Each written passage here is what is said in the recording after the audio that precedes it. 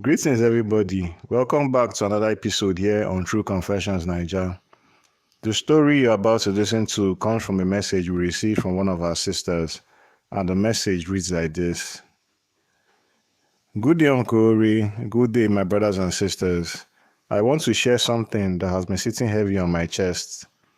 This is not just a story, it is my life.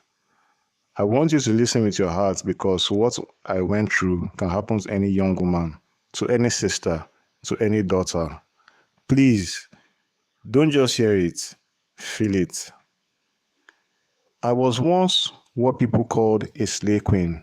To be honest, I liked the attention, the clothes, the parties, the nightlife.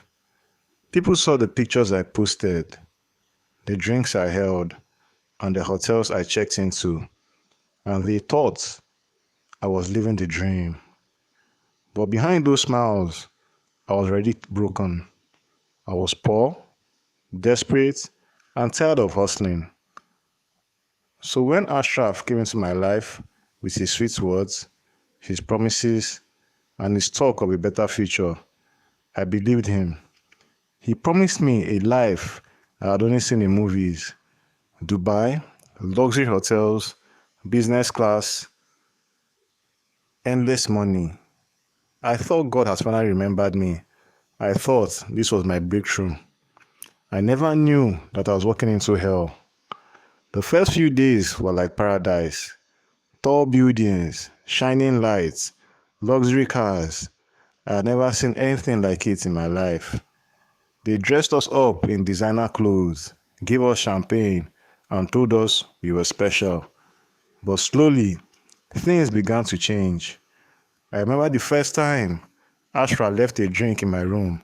He smiled at me and said, "Drink it, you'll feel good." I didn't want to, but fear held me hostage. If I refused, what would he do to me? So I drank it.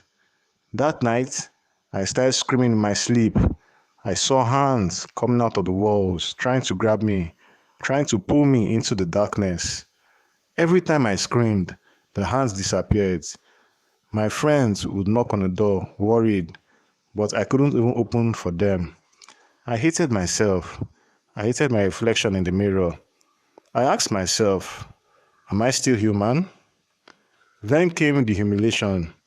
They made me eat things no human should ever eat.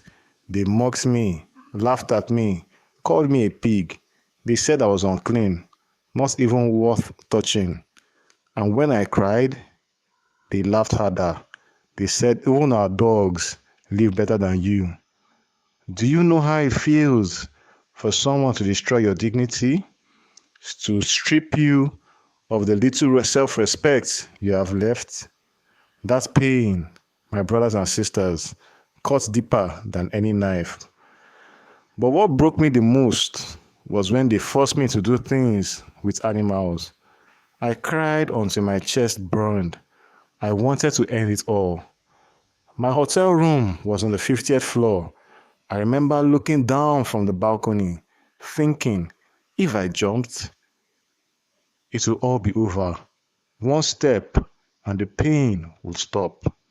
But then I saw my son's face in my mind, his smile, his little voice calling me mommy, and I remember that video call, how he looked at me with love, how he said, "Mommy, I love you. Please bring me a bicycle and an Adidas tracksuit." My son thought I was in a beautiful place, but inside, I was in the darkest prison.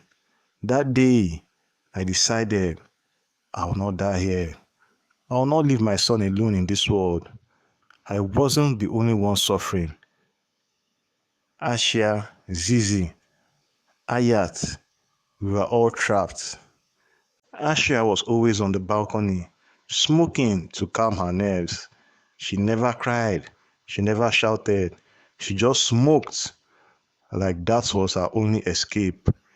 Zizi tried to stay strong, but she broke down when she told me how she was forced on a private plane with billionaires. She thought she was escaping, but they used her in ways I can't even describe without breaking down. They laughed at her,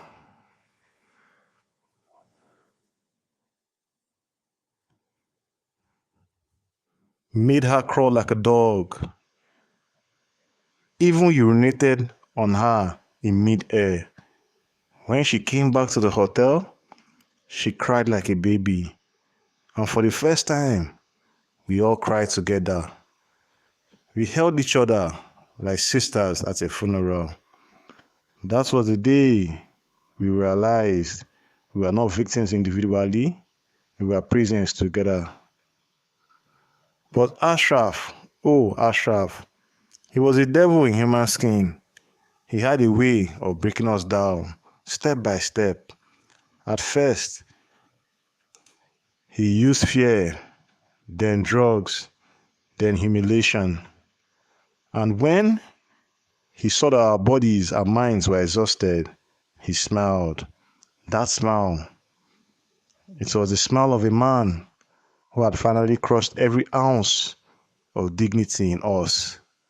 He knew we would do whatever he asked, and we did. Not because we wanted to, but because we were broken. One night, as I sat crying in the corner, I looked at Asha again. She was smoking, just staring into space, and that's when I realized she wasn't strong. She was just numb.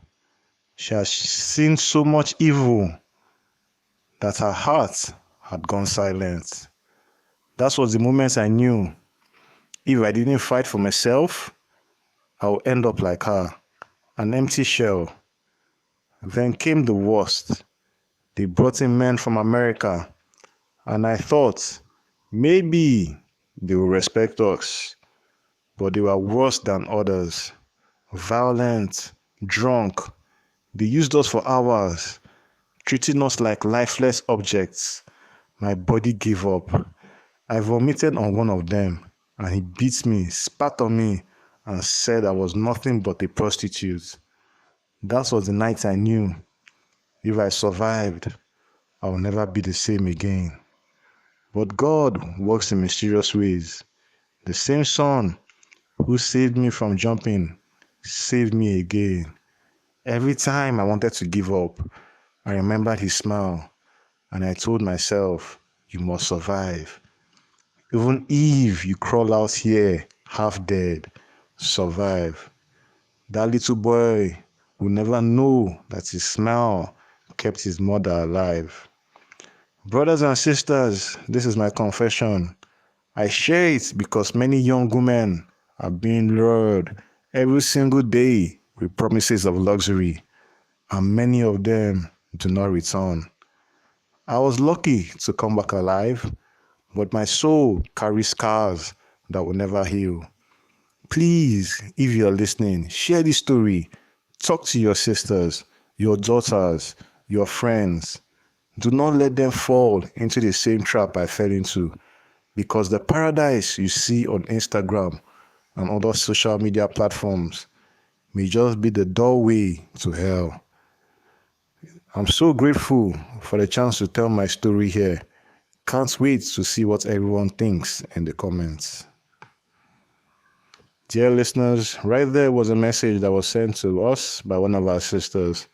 Let us try to talk to her in the comment section. Things they really happen for this our world. Wow.